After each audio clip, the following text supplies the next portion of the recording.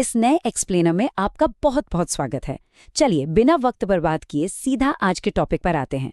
आज हम the whispering farm के सबसे रोंगटे खड़े कर देने वाले और अहम हिस्से एपिसोड 4 यानी द मिडनाइट गार्डन की गहराई में उतरने वाले हैं। सोचिए, आधी रात का वक्त है, आप एक मक्के के खेत के बीचों बीच खड़े हैं और आपके सामने एक दरवाज़ा है। कोई दीवार नहीं, कोई कमरा नहीं, बस खुले खेत में खड़ा एक अकेला दरवाज़ा जो विज्ञान के हर नियम के खिलाफ है। और इस दरवाजे के पीछे जो कुछ भी है ना, वो इस पूरी कहानी को हमेशा के लिए पलट कर रख देने वाला है। अब जरा इस पल के भारीपन और टेंशन को महसूस कीजिए। 10 साल का अमित जैसे ही उस ठंडे लोहे के हैंडल को खींचकर दरवाजा खोलता है तो उसे अंदर कोई जमीन या खेत नहीं दिखता, बल्कि नीचे की तरफ जाती हुई रहस्यमयी सीढ़ियां नजर आती हैं। तभी पापा तुरंत ये सख्त आदेश देते हैं, जब तक मैं ना कहूं कोई अपनी जगह से नहीं हिलेगा। बाहर जमा देने वाली ठंड है, लेकिन उस खुले दरवाजे के अंदर से कुछ बहुत ही अजीब सा महसूस हो रहा है। भाग 1, बगीचे का दरवाजा, धरती के नीचे की दुनिया। जब परिवार सीढ़ियों से नीचे उतरना शुरू करता है तो उन्हें किसी डरावनी या अंधेरी सुरंग का सामना नहीं करना पड़ता, बल्कि यहाँ एक ऐसा जबरदस्त फर्क देखने को मिलता है जो दिमाग घुमा देता है।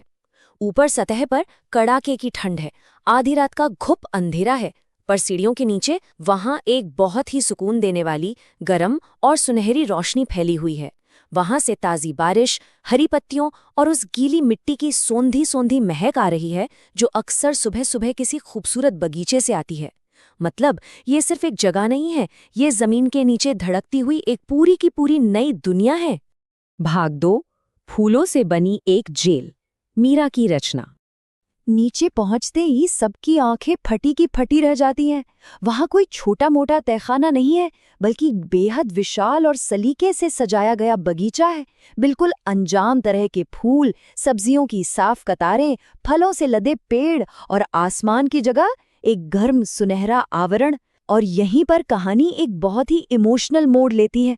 7 साल की छोटी सी प्रिया सबसे पहले इस सच्चाई को पकड़ती है कि वो हल्की हल्की चमकती हुई रहस्यमयी लड़की मीरा, वो सिर्फ यहाँ कैद नहीं थी। उसने इस पूरे इकोसिस्टम को अपने नन्हे हाथों से इस गुप अंधेरे में बिल्कुल अकेले खड़ा किया है। सोच कर देखिए, ये कोई कुदरती बगीचा नहीं है, बल्कि एक इंसान के कभी न टूटने वाले हौसले का जीता जागता सबूत है।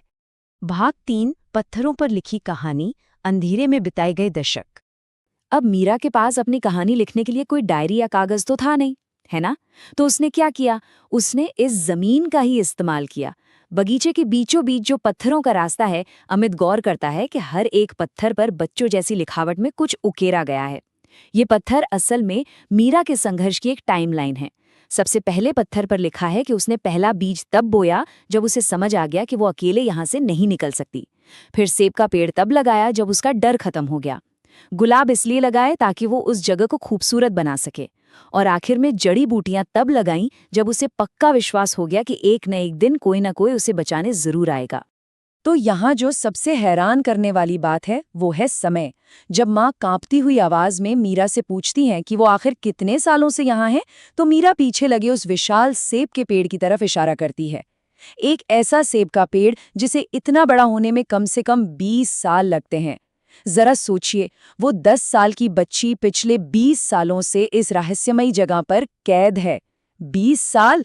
बगीचे के बिल्कुल बीचों बीच, जहां एक फवारा बह रहा है और गहरे बैंगनी रंग के ऊंचे फूल लगे हैं, वहां पत्थरों पर मीरा की कहानी का सबसे दर्दनाक हिस्सा उकेरा गया है। उसने लिखा है, मैंने एक जिंदगी बना ली, लेकिन मैं हमेशा के लिए यहाँ रहने वाली नहीं थी। ये सिर्फ एक कहानी नहीं है दोस्तों, ये एक ऐसी गुहार है जो दशकों से इस अंधेरे में खामोश थी। भाग 4, अंधेरे में एक साया, दरवाजे के नियम।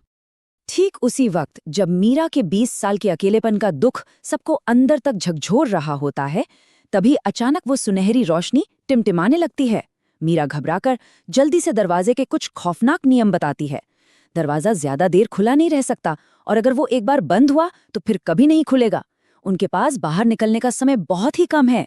लेकिन सबसे बड़ा और डरावना खुलासा ये है कि वो इस बगीचे में अकेली नहीं है। बगीचे के उस गहरे अंधेरे हिस्से में, जिसे उसने कभी नहीं लगाया, कोई और भी है। कोई ऐसा जो सदियों पुराना है। और वो जो कुछ भी है ना, उसने दरवाजे के खुलने की आवाज सुन ली है। अचानक बगीचे की वो मीठी और गर्म महक एक कंपा देने वाली ठंड में बदल जाती है। एक बहुत ही धीमी गति से चलने वाला साया, जिसके पास मानो अनंत समय और धैर्य है, वो अब उन अंधेरे पेड़ों के बीच से उस खुले दरवाजे की तरफ बढ़ रहा है। ये साया सालों से, दशकों से इसी एक पल का इंतजार कर रहा था। भाग 5 बाल बाल बचना, सतह की ओर दौड़। यहाँ से कहानी की रफ्तार एकदम टॉप गियर में आ जाती है। मीरा के चेहरे पे पहली बार एक भयानक खौफ नजर आता है। वो अमित का हाथ कस के पकड़ती है और चिल्लाती है, भागो और पीछे मुड़ के बिल्कुल मत देखना। अब ये सिर्फ बाहर निकलने की बात नहीं है, ये जान बचाने की रेस है। ये भागदौड़ एक खास क्रम में होती है। सबसे आगे कुत्ता बिस्किट है, जो रास्ता सूंघते हुए दौड़ रहा है। फिर पापा ने छोटी प्रिया को पकड़ रखा है, माँ टॉर्च दिखाते हुए भाग रही हैं और उनके पीछे अमित है। जैसे ही अमित सीढ़ियों पर दौड़ते हुए गलती से एक बार पीछे मुड़ के देखता है तो आधी सुनहरी रोशनी बुझ चुकी होती है और वो खौफनाक साया पेड़ों के बीच से तेजी से चला आ रहा होता है और सबसे पीछे अपनी जान बचाकर भागती हुई मीरा है। ये इस एपिसोड का सबसे इंटेंस क्लाइमैक्स है। जैसे ही मीरा दौड़ते हुए ऊपर मक्के के खेत की ठंडी हवा में कदम रखती है, उसके शरीर से आ रही वो रहस्यमयी चमक पल भर में गायब हो जाती है। वो वापस एक आम 10 साल की बच्ची बन जाती है और अगले ही सेकंड पापा अपने पूरी ताकत से उस दरवाजे को जोर से बंद कर देते हैं। दरवाजा बंद होते ही वो वहां से पूरी तरह गायब हो जाता है, जैसे वहां कभी कुछ था ही नहीं, बिल्कुल शून्य। भाग 6 दादाजी का काला सच, बगीचे का असली कारण। अब वो सभी सुरक्षित फार्म हाउस की रसोई में पहुंच चुके हैं। मीरा आराम से चाय पी रही है, लेकिन ये राहत ज्यादा देर टिकने वाली नहीं है। बाहर जहां वो दरवाजा था, वहां मक्के के खेत की जमीन अचानक बहुत भयानक तरीके से कांपने लगती है। नीचे कोई है जो अभी भी बाहर आने के लिए बेताब है और जमीन पर जोर जोर से वार कर रहा है। और ये घटना हमें उस सबसे बड़े सवाल की ओर ले जाती है जो सब कुछ बदल देता है। अगर वो दरवाजा और बगीचा मीरा के लिए नहीं बने थे, क्योंकि वो तो सिर्फ गलती से वहां गिर गई थी, तो फिर उस खौफनाक और प्राचीन साये को वहां नीचे कैद किसने किया था? मीरा बड़ी ही शांति से पापा की ओर देखती है और कहती है, जिसने भी उसे कैद किया था उसे अच्छी तरह पता था कि वो क्या कर रहा है। तुम्हारे दादाजी ने ये फार्म हाउस बनाया था। इस एक झकझोर देने वाले वाक्य ने परिवार के पूरे इतिहास को पलट कर रख दिया। जो खतरा अब तक बाहर का लग रहा था, वो दरअसल उनके अपने ही खून से, दादाजी के सबसे गहरे और काले राज से जुड़ा हुआ है। इस एक्सप्लेनर में हमारे साथ गहराई में जाने के लिए आपका बहुत बहुत शुक्रिया। लेकिन जाने से पहले जरा एक पल के लिए सोचिए, अगर आपके अपने ही घर की नींव में कोई ऐसा डरावना, सदियों पुराना रहस्य दफन हो, तो आप क्या करेंगे?